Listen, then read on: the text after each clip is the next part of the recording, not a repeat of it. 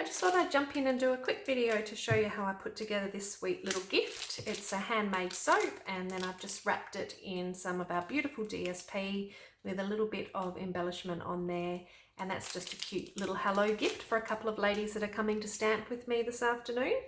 So to create this little one, I am using the artistically inked stamp set from Stampin' Up, and also the matching or the coordinating artistic dies. And my starting point is just a sweet little handmade soap like this one. So I'm not going to use the bag, I'm just going to wrap it and embellish it myself. So bringing in my trimmer and some DSP. Now this DSP is from the the Expressions in Ink and Specialty Designer Series paper, and as you can see I've been chopping into this one quite a bit. There's lots of lovely designs in here with a beautiful gold detail on there, as you can see. This is a lovely green one that I'm saving for some Christmas cards, and I know I've used a few of these pink ones in my past videos. So I've chosen this one here today, and I'm just going to cut this one just to cover most of the soap there. So I'll just use my trimmer here just to get a bit of a guide. I'm just going to go 6 centimeters, and I'll just cut that first. So cutting at 6 centimeters, and then if I just get a bit of an idea of what size I'm going to need to cover that one. I want to cover and cross over at the back by about that much. So I'll just pinch my fingers there, and I'm just going to cut. So the first step is to secure that one around, we'll call that a belly band normally. So I am just going to put some of our tear and tape on this side here. Tear and tape is nice and strong for when you're doing these kinds of 3D projects.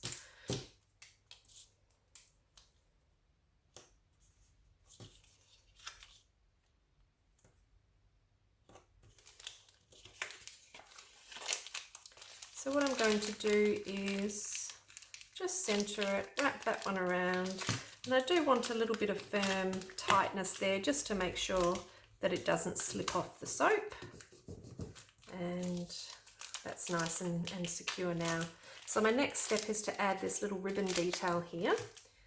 So we'll be using the open weave ribbon in the polished pink in colour today, and again we just want to make sure that's going to wrap over, and just chop a length there. So I'm just going to use a little bit of tear and tape in the centre here just to hold that ribbon down. You can barely even see that tear and tape in there. It's actually really quite good even on see-through ribbon like this. So I'm just going to use another little bit just to secure the second part.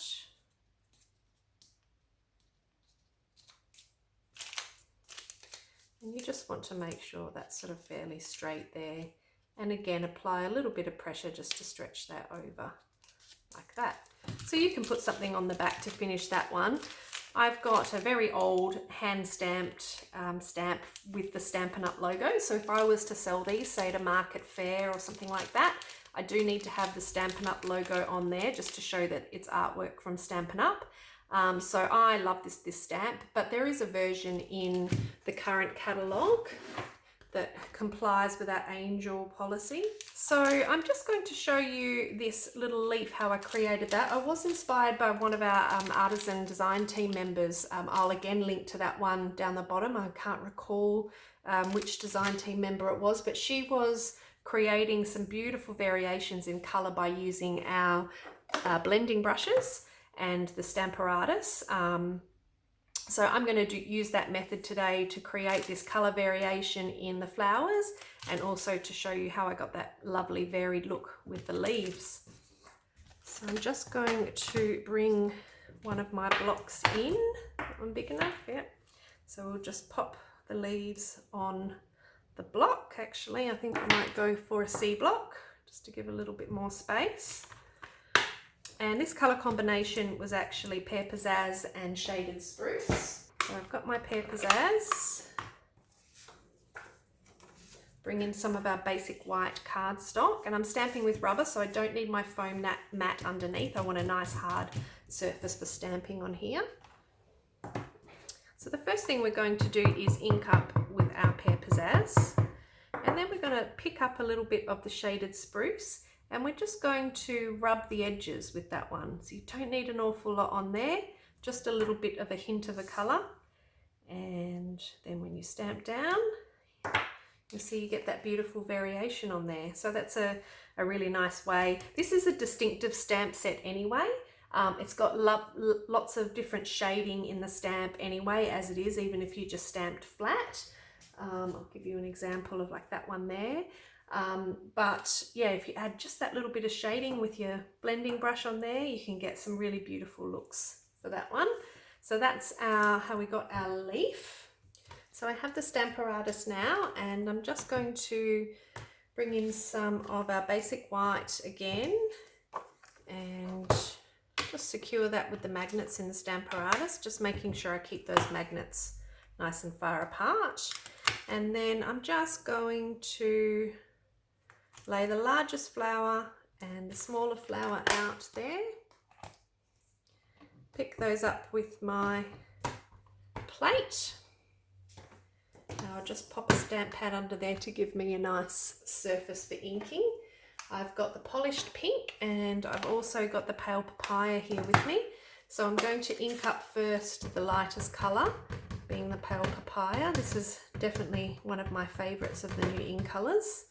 So I'll ink that one up, and then I'm going to bring in a blending brush for the polished pink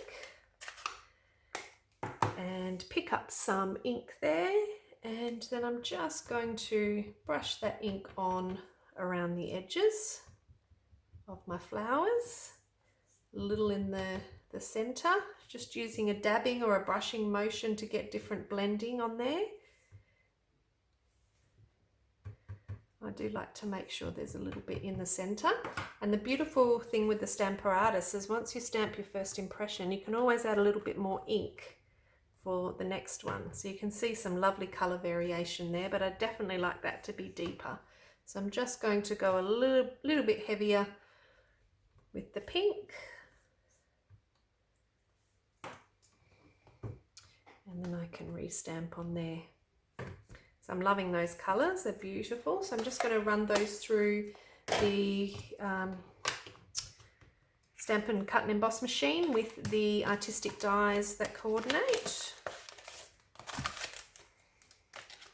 So I've got the largest flower, the smaller flower, oops, attached to my magnet, and I've also got the leaf that I'll need. Okay, so we can set the Stamparatus aside now and bring in those pieces. So I'm just using a little bit of low-tack painter's tape just to keep my dies in place, and that ensures that I get that really nice even border around my die cuts. And there we've got our pieces ready to pop onto our project. So I'm also going to bring in a piece from the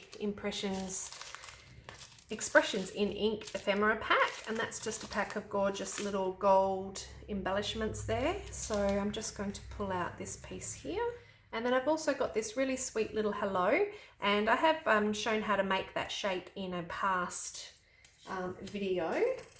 I'll link to the top if you wanted to check that out, but it's basically using a rectangle die, running it through and then shifting the die and running it through again, and that gives you that really cute little shape. So again, I'll link up here if you want to check that video out.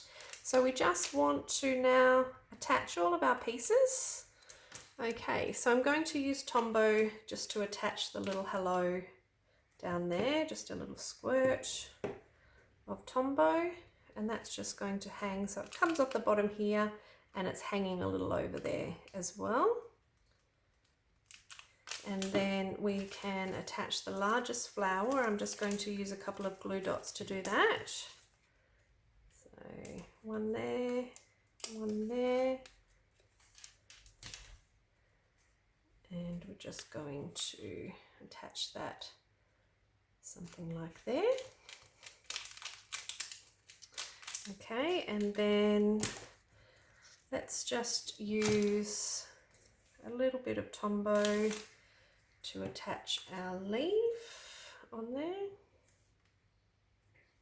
And then we'll pop a couple of dimensionals, one on the flower and one on the leaves. And we'll